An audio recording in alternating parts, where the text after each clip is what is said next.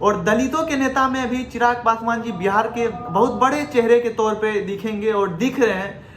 और उन्होंने 2020 में दिखाया कि मुझे बिहार में 6% वोट है, यानी कि 25 लाख वोट के हक। बोला जाता है कि बिहार की राजनीति में अभी चिराग पासवान एनडीए के उम्मीदवार भी हो सकते हैं। अब क्या चीज के उम्मीदवार हो सकते हैं ये आप लोग समझिए और आप वाला है। और बोला जाता है कि चिराग पासवान का ये आगाज है, जेट सुरक्षा देके ये आगाज है, लेकिन इसे माना नहीं जाता क्योंकि अभी चिराग पासवान जी मोदी मंत्रिमंडल में भी शामिल हो सकते हैं। क्या लगता है आप लोगों को चिराग पासवान 1 सीटों पे मोदी मंत्रिमंडल में शामिल हो पाएंगे? नमस्कार, मैं मोनू मिश्रा, स्वागत है आप सभी का द MM न्यूज नेटवर्क पे। आज हम बात करने जा रहे हैं चिराग पासवान की जेट सुरक्षा लेके बिहार की सियासत में क्यों हलचल है। बिहार में घूम घूम कर नीतीश कुमार जी को कोसने वाले, नीतीश कुमार पे सवाल उठाने वाले, नीतीश कुमार को जेल भेजने वाले चिराग पासवान को जान का खतरा है। इस कारण चिराग पासवान को जेट सुरक्षा यानी कि उसका सुरक्षा बढ़ा दिया गया और जेट सुरक्षा की श्रेणी उन्हें केंद्र सरकार ने दी है। केंद्र सरकार ने बड़ा फैसला लिया। बीते दिन चिराग पासवान 3 उपचुनाव में एनडीए गठबंधन का समर्थन दिया, जिसमें 2 उपचुनाव में उनकी बहुत अच्छी जीत हुई। एनडीए गठबंधन की बहुत अच्छी जीत हुई।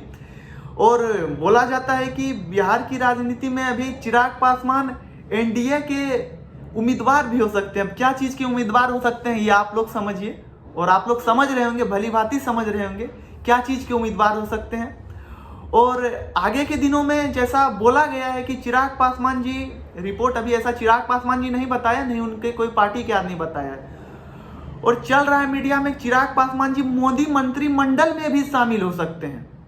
क्या लगता है आप लोगों को चिराग पासवान 1 सीटों पे मोदी मंत्रिमंडल में शामिल हो पाएंगे? क्या आप लोग अपना राय बताइए कमेंट देके।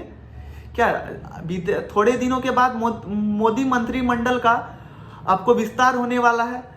और बोला जाता है कि चिराग पासवान का ये आगाज है, जेट सुरक्षा देके ये आगाज है, लेकिन इसे माना नहीं जाता क्योंकि IB के रिपोर्ट के अनुसार चिराग पासवान जी को जान का खतरा था और LJPR ने एक रिपोर्ट भी जारी किया था। इस कारण चिराग पासवान जी को ये जेट सुरक्षा मिली है। वैसे जेट सुरक्षा पहली बार नहीं मिली है चिराग पासवान जी को, इससे पहले भी चिराग पासवान को जेट सुरक्षा मिला है जब वो एनडीए गठबंधन में थे और 2020 में चुनाव लड़ रहे थे। 2020 में जब वो विधानसभा लड़ रहे थे तब भी उनको जेट सुरक्षा मिली हुई थी।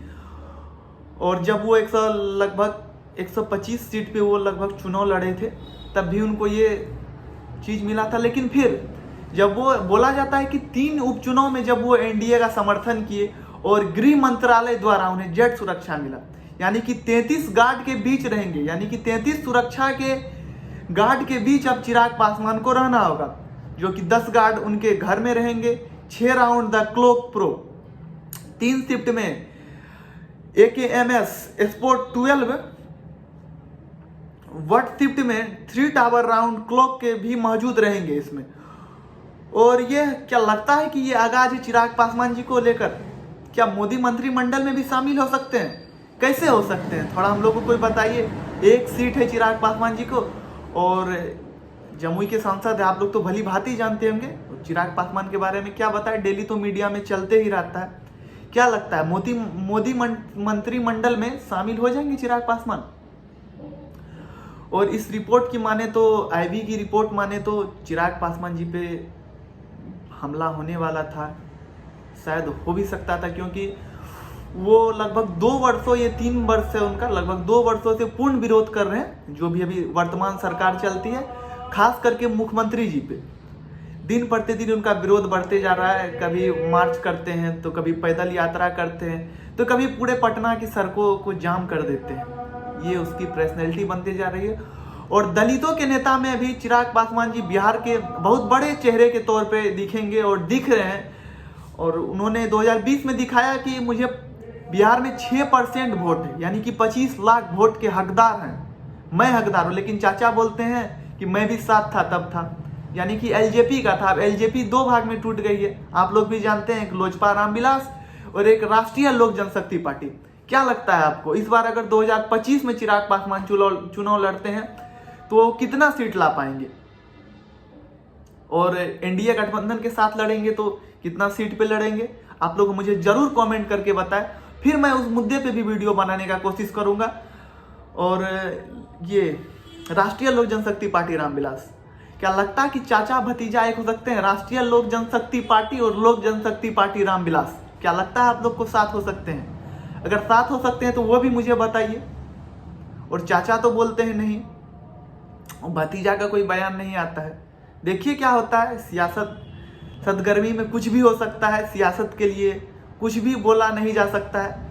और अभी तो बिहार की सियासत इस कारण गर्म है क्योंकि लग रहा है कि चिराग पासवान जी 2023 के नव वर्ष में वो मोदी मंत्रिमंडल में भी शामिल हो सकते हैं। क्या आप लोगों का क्या मानना है? कृपया हम लोगों को जरूर बताएं। और बहुत बहुत धन्यवाद। ऐसे ही रिपोर्ट देखने के लिए बने रहे द MM न्यूज़ नेटवर्क के साथ। प्रणाम।